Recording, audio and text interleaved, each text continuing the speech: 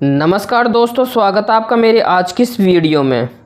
दोस्तों, आपको याद होगा कि रशिया यूक्रेन वॉर के बाद अमेरिका और पश्चिमी देशों ने रूस से तेल और गैस खरीदने पर सैंक्शंस लगा दिया था और फिर इसके बाद यूरोप के भी कई देशों को गैस की एक बड़ी समस्या का सामना करना पड़ा था। लेकिन रशिया पर इतने सैंक्शंस होने के बावजूद भी भारत ने रशिया से तेल खरीदना जारी रखा, बल्कि हमने सस्ते दामों में तेल खरीदा कंपेयर टू मिडिल ईस्ट।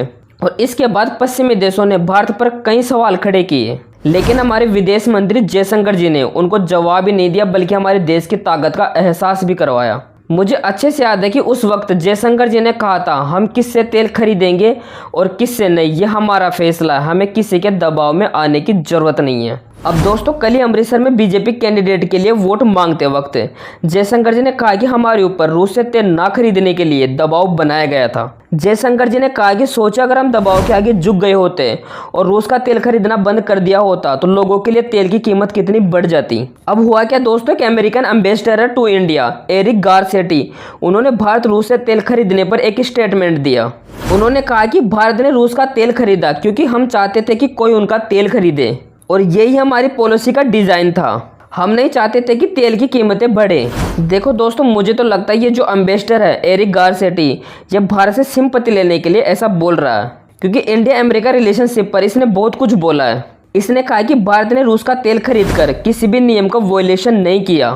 खैर, ये तो हम भी जानते हैं, तो फिर अमेरिका दबाव बना ही क्यों रहा था। आगे गारसेटी भारत और अमेरिका के रिश्तों को मॉडर्न रोमांटिक रिलेशनशिप बताते हैं। उन्होंने कहा कि अगर फेसबुक की भाषा में भारत और अमेरिका के रिश्तों को देखा जाए तो ये कहा जा सकता है कि पहले हम एक कॉम्प्लिकेटेड रिलेशनशिप में थे और अभी हम डेट कर रहे हैं। हम एक दूसरे की आदतों को समझ रहे हैं। ये कह सकते हैं कि अब हम लिव इन में हैं। आगे एरिक गारसेटी कहते हैं कि भारत किसी गुट का हिस्सा नहीं बनना चाहता, उसे किसी के साथ की जरूरत नहीं है। अगर मैं इसे रोमांटिक भाषा में कहूँ तो भारत अकेला रहना पसंद करेगा, शादी नहीं करेगा। देखो, एरिक गारसेटी की मुझे पर्सनल ये बात अच्छी लगी जब उसने ये कहा कि लोगों को याद रखने की ज़रूरत है कि रूस तब भारत के साथ था जब हम नहीं थे। अमेरिका ने भारत को हथियार नहीं दिए, उसके पास जो भी हथियार है वो रशियन है। भारत को दो तरफ चीन और पाकिस्तान से हमले का डर है।